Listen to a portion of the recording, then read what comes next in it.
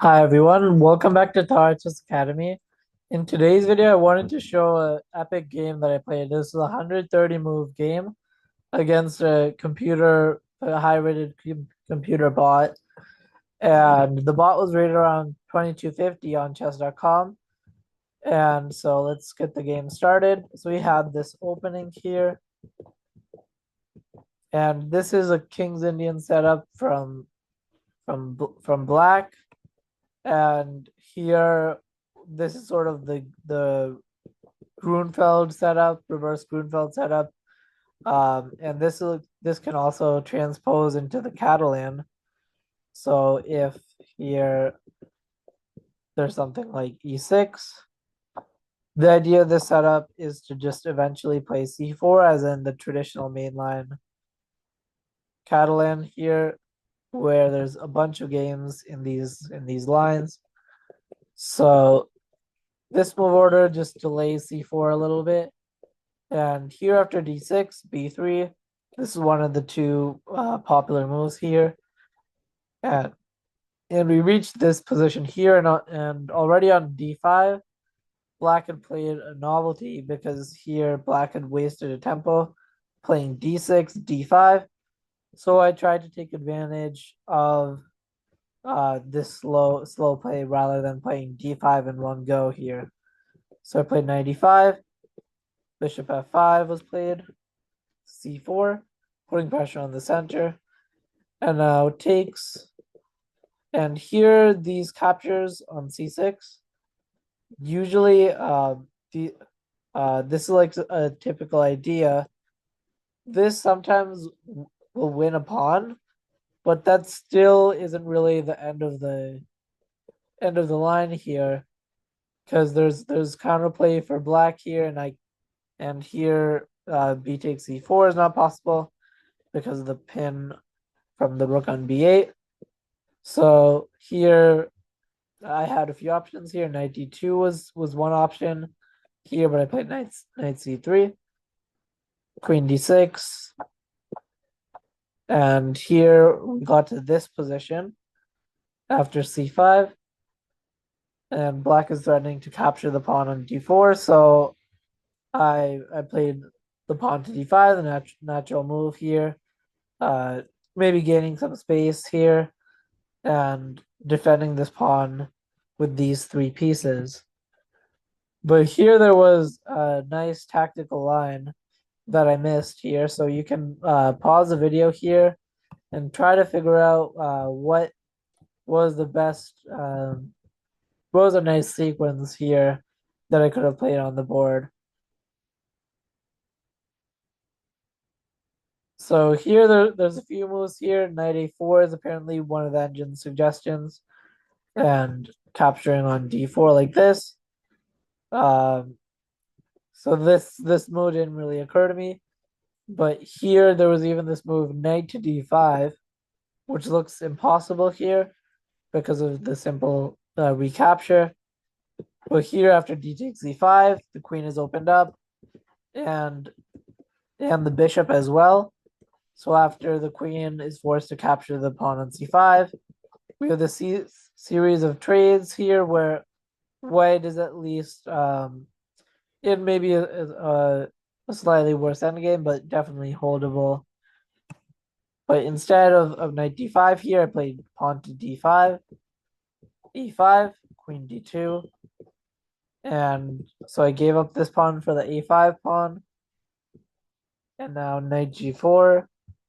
This creates some sort of pressure on c3, maybe intending to go knight e5 later. And here I went queen c2.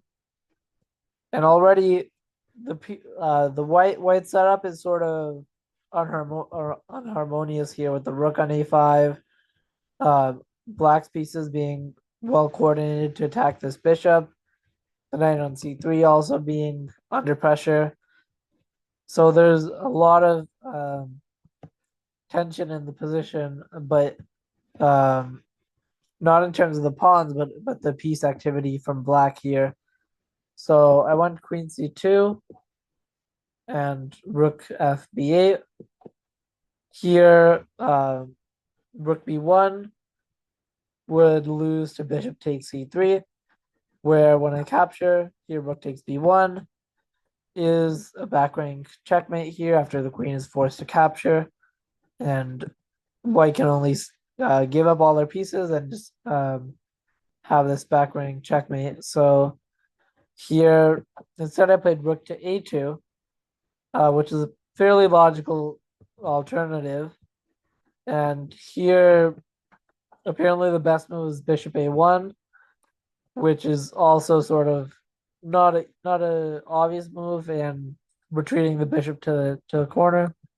But I played rook a2, queen e5, knight e4. So this is sort of the move to play here.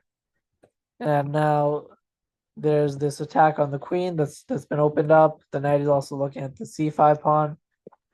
But here black plays this nice move and rook takes b2. And here we have these series of trades where black had essentially captured the bishop and traded rooks and won this knight here for this pawn. So the material is actually equal, but black is up this piece. Black has the minor pieces here, and white has the rook and bishop here. So there's a material imbalance, and this usually favors the side with the minor pieces if it's not into the endgame phase. And this you could call, I guess, a queenless. It's transitioning towards the endgame, but it's not quite there yet. But after queen c3, we reach the endgame phase of the game. And this is where it would have been much better to keep some pieces on the board for black. One option was bishop d4, which I was going to play queen c8 in response and get out of the way of this nasty attack here, and maybe trade take on g4, and then here the line still goes on with these attacks on the rook here. And now if I move like rook d1, there's bishop takes g4, and here I can't recapture because of the move bishop takes f2, opening up the queen to a discovered attack. So here actually black still stays in material equality, but the bishop pair here is much more dominant than the rook and this pawn here, which is well controlled. So black here is definitely much better to winning. But queen c3 is thematically just the wrong approach here.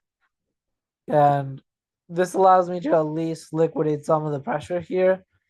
And my next move is going to be d6, which is why I got the rook behind the pawn and intended to trade it off to try to equalize and liquidate the position here. So bishop e5 would have stopped d6, which is probably the best option here. And here king d2 is on move because here the bishops would get skewered after rook e1. But here black is definitely the one pushing here and can play this game as long as they want here and eventually get the king up, maybe move some pawns here on the king side and eventually try to make slow but steady progress. And it's not that easy for white to just sit around and do nothing here without facing some challenges. But instead, king g7, and I was able to trade here rook d6. And here I played rook d7. And immediately upon playing this move, I noticed knight takes f2 would create a discovered attack here. But my idea had been to maybe go bishop d5 and put pressure on f7. But here, knight takes h2 was played instead of knight takes f2.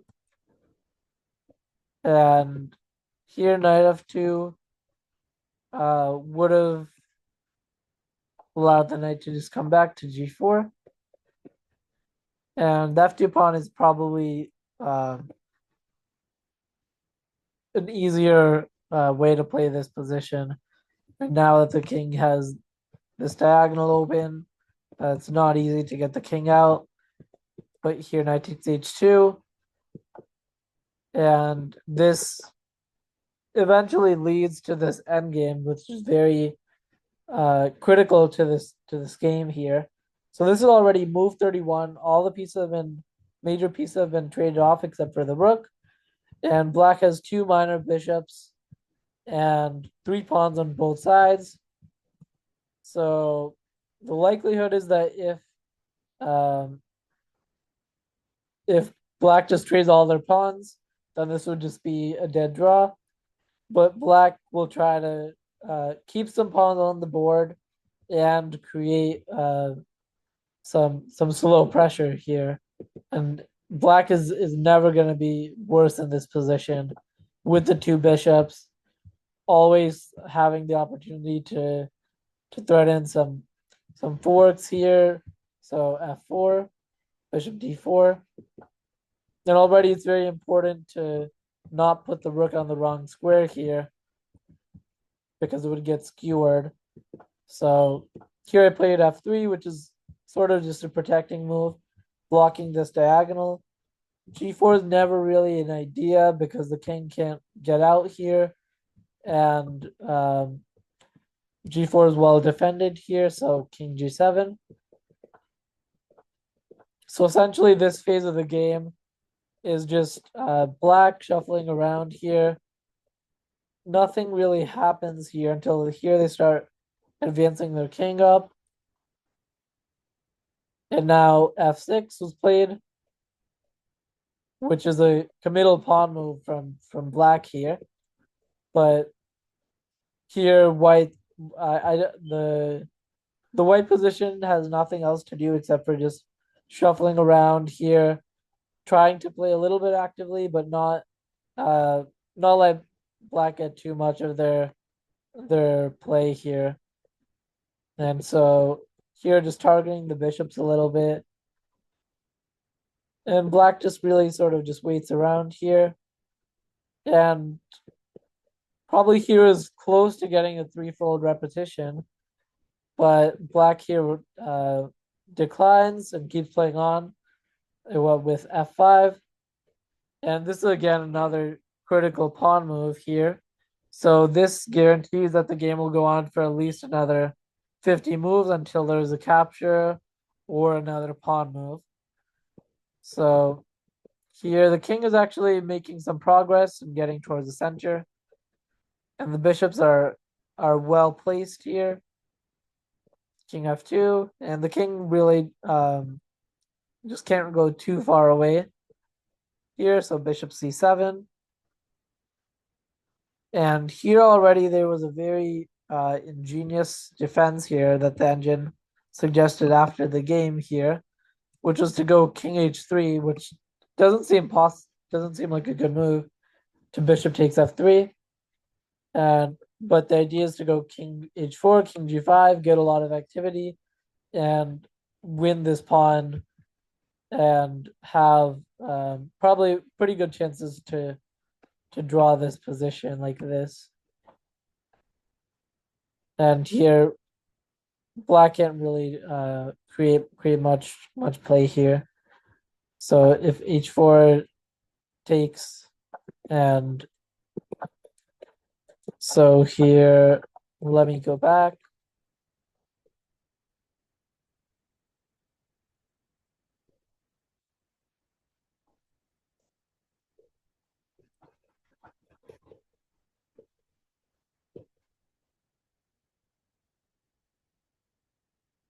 So this is all a bunch of shuffling again here until we reach this position where the king is positioned towards the middle of the board.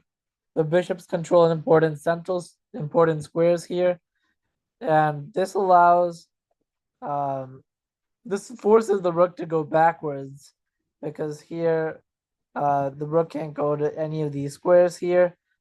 and the bishops have really good control uh, of the position with the open diagonals here. The bishop creates a lot of pressure, and there's threats of these pawn moves here. So there's still some flexibility in the position. But here I played rook a3, which is designed to just make a move with the rook and try to maybe bring the rook this way and also defend this f3 pawn here, which is a little bit soft. And now h4 from black, which is a really important move. And now this changes again the pawn structure. Here, black is up a pawn still.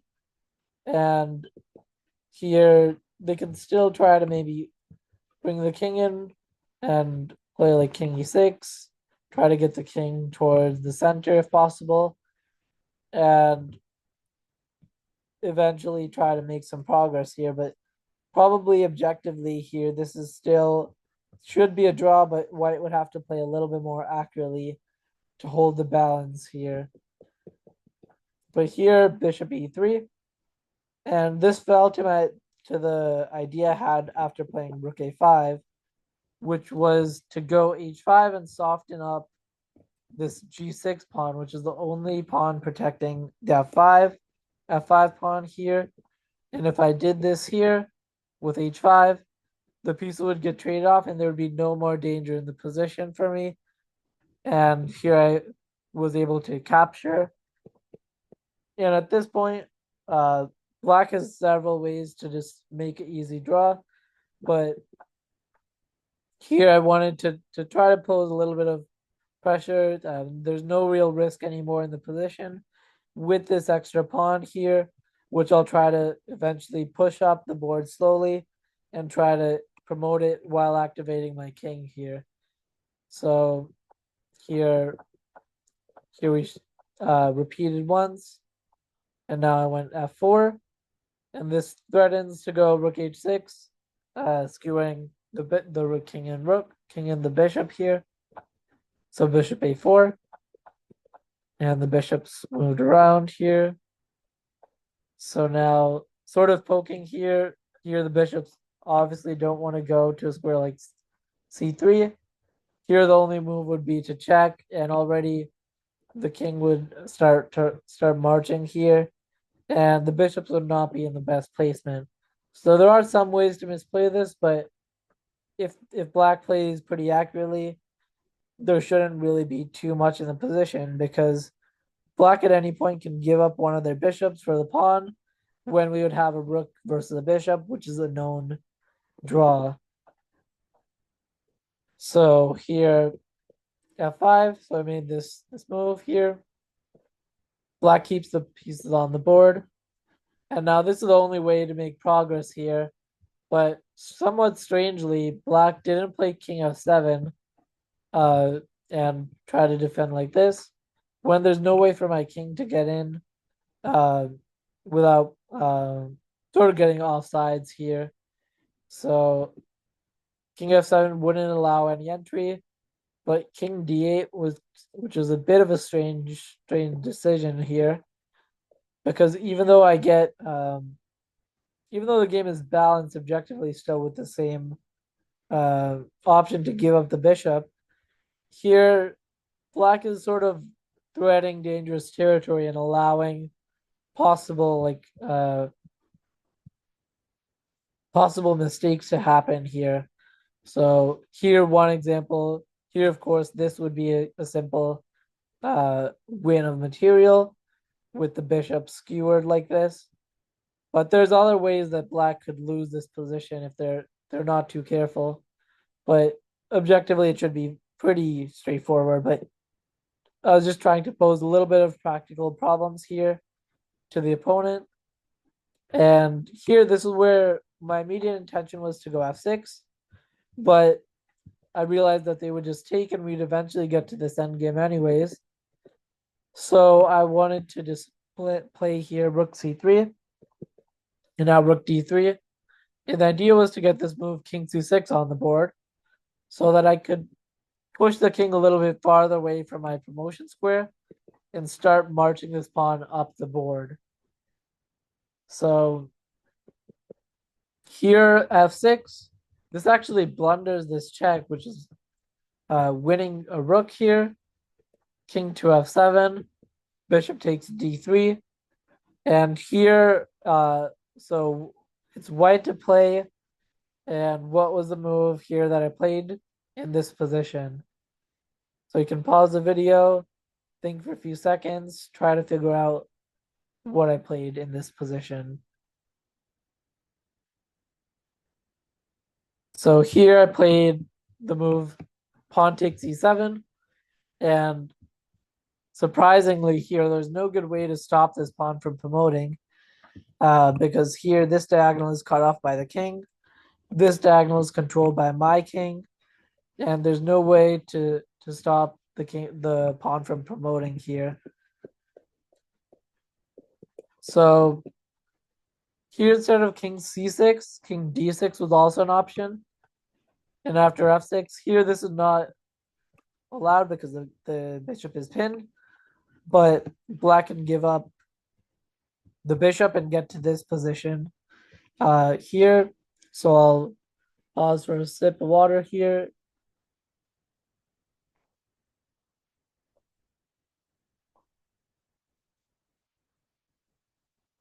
And this would be, again, a technical draw here with best play. So here king c6, bishop e4, and the mistake was actually taking the rook on d3 and cutting off the diagonals for the bishop to return to. So here after bishop e4, the position was still holdable after bishop takes f6. Here takes and bishop d3 would just be a draw, but I could play rook e3 and get to this endgame the same, where I'd have to try to make progress in this sort of objectively drawn position. But the idea is to get the bishop to move far away from the king. When it's close to the king, it's pretty safe, and that's really how white can win it. But if black just keeps the bishop close to the king and goes towards, it'll go towards the draw here. So instead of bishop takes f6, here bishop d3 takes, and now I could promote. And now here it's a queen versus bishop, which is a winnable endgame here. So again, it's the same idea to try and get this bishop away from the defense of the king. Since if this bishop were far away here, there's a lot of possibilities for it to be lost here with different forks and attack and double attacks with the bishop so exposed. So here bishop d3, king e5, king c2. So I just brought my king and queen in and went behind the black king here. So and now here king b3 would be forced to give up the piece after queen c3, forcing the king to move away from the defense of the bishop, when it would just be a win here in this position. So here bishop has to move away, and now I found this two move sequence to win the bishop here. So it's two checks, and the bishop falls here. So regardless of what square the king moves to, if it moves to the sixth rank, there's queen f6.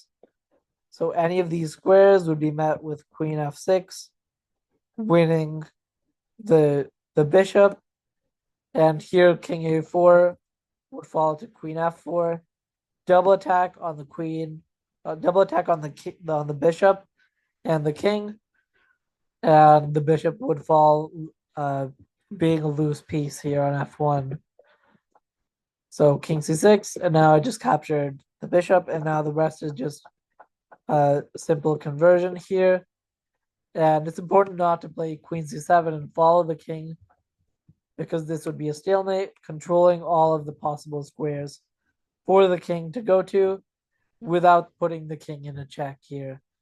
But instead, here I played king to d4, bringing the king in, and only then was I able to checkmate and control all these squares here with my king and the queen here. And I won the game in this sort of long struggle here. So to sum up the game here from the start, so we had this opening here. Black quickly took over the initiative, and I was playing sort of forced to play a little bit defensively. And then here we got into this endgame.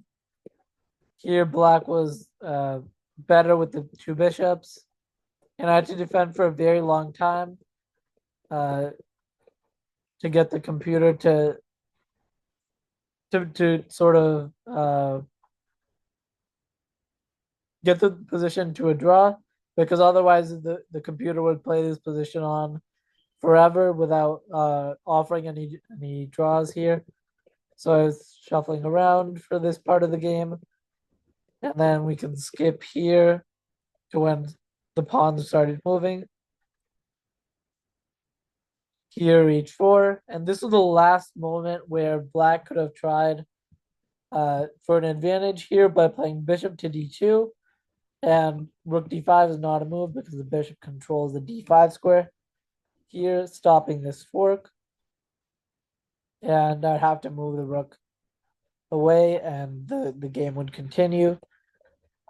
But here, bishop e3 allowed me to liquidate, and from here, I made a little bit of progress here, just advancing the pawn slowly and getting the king into the game.